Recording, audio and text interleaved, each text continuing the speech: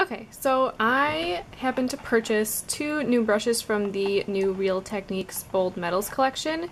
I have here the 100 Arced Powder Brush, and I got the 200 Oval Shadow Brush. So I chose this one because I thought it was really interesting. I needed a new powder brush and I just thought it was really beautiful. And then I got this one because I'm obsessed with blending brushes and just overall eye brushes. And so I was really excited to try these out. So when you take these guys out of the packaging, you'll notice that on the top here they have an RT for Real Techniques, and then they have their number right here. So I have 200 and then this is 100.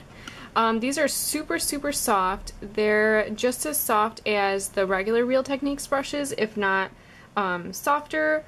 They kind of have, I don't know if you can tell, kind of like a square shape here, so they don't roll. When you set them down on your table, they won't roll off.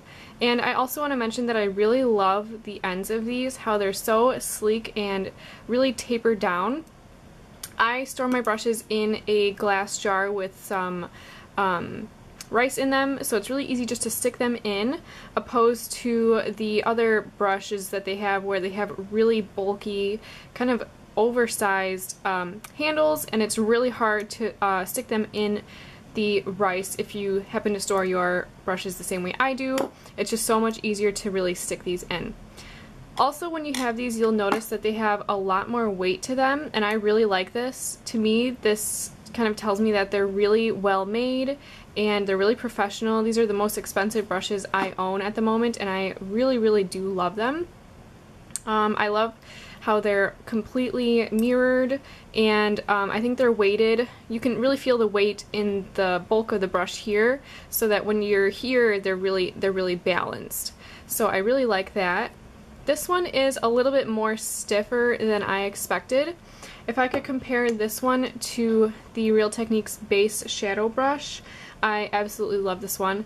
Again, it has a really nice taper here down at the bottom, and down at the bottom base wise they taper once again, and this one's quite a bit bigger, but this one is a little bit more flexible and this one's a little bit more stiff, so I would prefer this one for applying like cream shadow or anything that needs a little bit of a stiffer blend, and then this one would be better for shadow. But this one is still just as soft and a little bit more stiff, but I do really like it. I did wash this one already and I have been using it, and they both wash beautifully.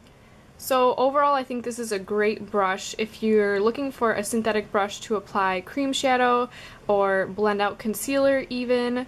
Specifically, this is just called an oval shadow brush, so I guess they do want you to use it for shadow, but I would use this for adding maybe contour on the nose. Any type of area that you would need a detailed synthetic brush for, like a cream product. So the other one I have here is the Arced Powder Brush. Again, it just has the writing just on the handle, and it is weighted really nicely with the taper, and this one is super soft. I was really looking for a nice powder brush, and if I can compare it to anything, the closest thing I would compare it to is the Equal Tools large powder brush. Now, they're about the same size. Again, this has a lot more of a taper, and it's quite a bit longer. And this one is, again, quite a bit fluffier and more flexible, where this one kind of holds its shape a lot nicer. And it has this nice kind of flat shape, but then this kind of circular shape here. So it's really nice for adding a very soft contour to the face. Bronzer, I love this for blush, all over powder. It's just a great brush, and I really like it. Again, I'll just compare this one to the buffing brush. So size-wise of the handle, it's pretty big up here, but again, it tapers a lot nicer, and you don't have to deal with trying to fit this in with all your other brushes. It's just so much better.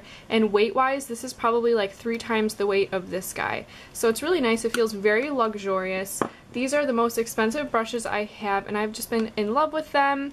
If you're looking for a little bit more of a pricier brush and you want to start off kind of small, I think these are a great dupe for the IT Cosmetics brushes.